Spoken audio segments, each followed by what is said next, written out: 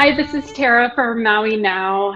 So many of our businesses have been going through such a hard time, as we know, and we wanted to give each of them an opportunity to share a little bit of how they're going through this hard time. And today, very thankful to be on the call with Dean Wong, Director of Imua Family Services.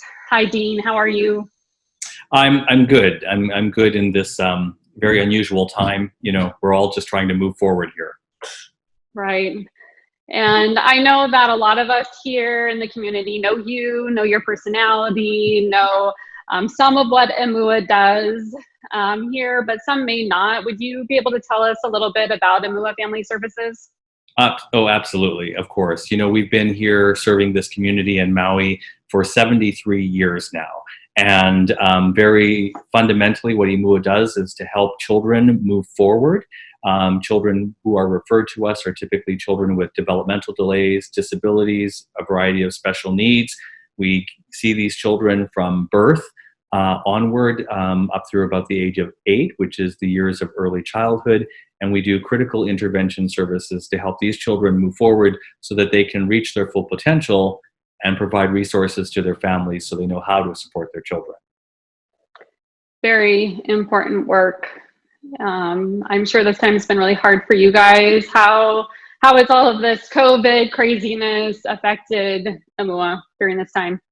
I think like all businesses, and nonprofits are businesses, what was hardest was maybe that this came up on us in an unsuspecting manner. You know, so it was something that came upon us very suddenly. We didn't have a year to prepare for it. There were no business plans in place. There was no, there was no sort of game plan in what to do in this kind of situation, because as a world, we've never faced this kind of thing before. But I think the important thing that we had to realize very quickly was if you're going to survive and be able to move forward, you have to learn how to pivot quickly and be flexible and make changes. It did come upon us very quickly. I think we all went through at least a week or two of shock. I know at least for me, it felt like complete shock. How are you working to continue to provide services during this time? Well, we fundamentally just looked at what our mission is and said, what is it that we're here for to do? Why are we here in service of this community? What have we been doing in the past years, and what are we good at? And how do we modify what we're doing today so that we can continue to meet those goals and those missions and support this community at this particular time of need. So a couple of examples are immediately our staff that provide therapeutic services to the children and families who are getting services from us. We immediately went to doing telework and telepractice services. So families and children are still today being referred to us. And instead of going into the homes directly to work with the child for the time being, we will connect with those families through a variety of different telework practices and set up times to do some parent coaching models with families, so parents have the resources that they need and understand what they can do to help their children during this time. That's just one example of those services. Our preschool, which of course would, like all schools, typically be meeting, is not right now. We're on a break, but we are providing resources for families. They come through every week and pick up what they need to do learning at home. And instead, our preschool staff are providing an online live streaming circle time every day that's been becoming quite popular, and people are engaging with us through a live streaming method. So you shift your services as a way to meet the community needs. And then there's some brand new work that we're doing as well. Would you like me to tell you about that? I would love for you to tell me about that. And I have to say, in my Instagram feed in the last week, I saw a picture of you with a big puppet.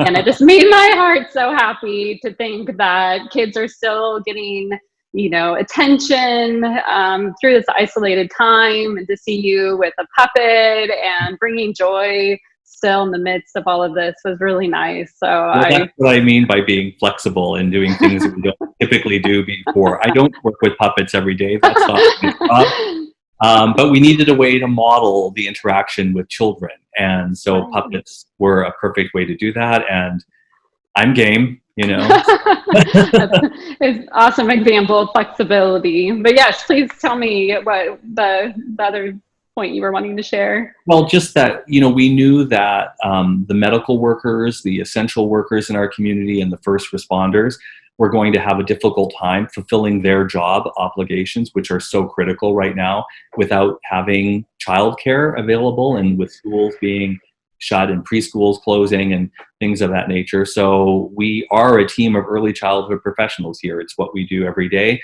So our staff are offering childcare services daily for these essential workers and at no charge to them. And we have the facilities. Everything here is organized and created for children. And so it didn't seem right that these things would sit empty and not being used. So we're using that to provide childcare for these essential workers each day. And then to take it a step further, actually I can announce this as of today, and with you, we partnered with the Nanny Connection, whose owner and director is Nikki Taylor, and through support of the Kent and Polly Smith Family Fund at Hawaii Community Foundation, we found a way to offer nanny services to, again, these essential medical workers and first responders in their own home through providing a nanny service to them at no cost to these. And this will help to supplement the care that needs to happen in the evenings for those who are working night shifts and on the weekends as well.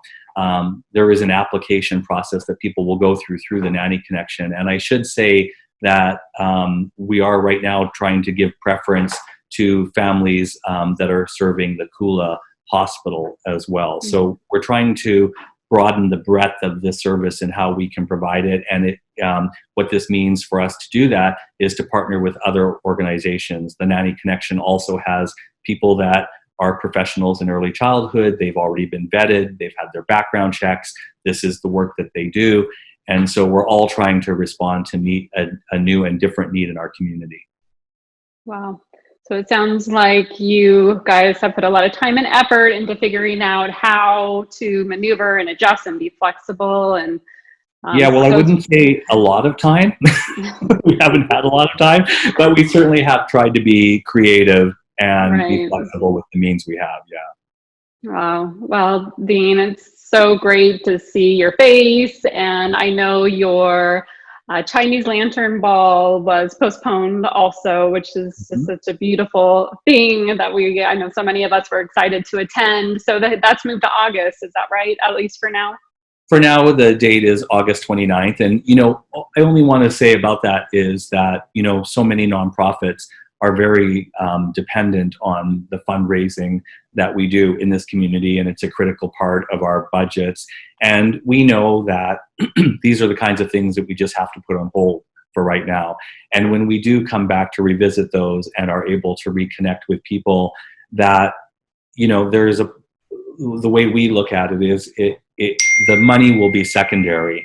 The ability to reconnect and celebrate people, and the reason we do what we do, the why at the very core of our mission will be what we focus on, and that will be more important. So it will all work out in the end, but it will take all of us as a community coming together to support each other and to be there for each other. Completely agree. Is there anything else that you want to share with the Maui community before we go? Really just that, to listen to the advice that you're getting from our healthcare professionals about being safe and staying at home. And when you do go out with the necessary precautions and the masks and things that you're needed to protect yourself and your families and your loved ones and this community. Like we've said in the beginning of this, it's an unprecedented time. And in the sense that we as this community haven't experienced this in the recent history. But we do know as a community how to bind together, and we do know how to be stronger together, and we do know how to lift each other up. Those things are not unprecedented. So that's where we should put our focus right now. Right. And we love your name, Imua, what it stands for. So. That's right. Moving forward. Right. All right, Dean. Well, thank you so much. I really appreciate your time on the call, and we appreciate all that you guys do for the community and the kids, and we hope that all of this will pass quickly, and just thank you for all that you do. No, thank you. Thank you guys also for supporting the business community out there. Thank you, Dean.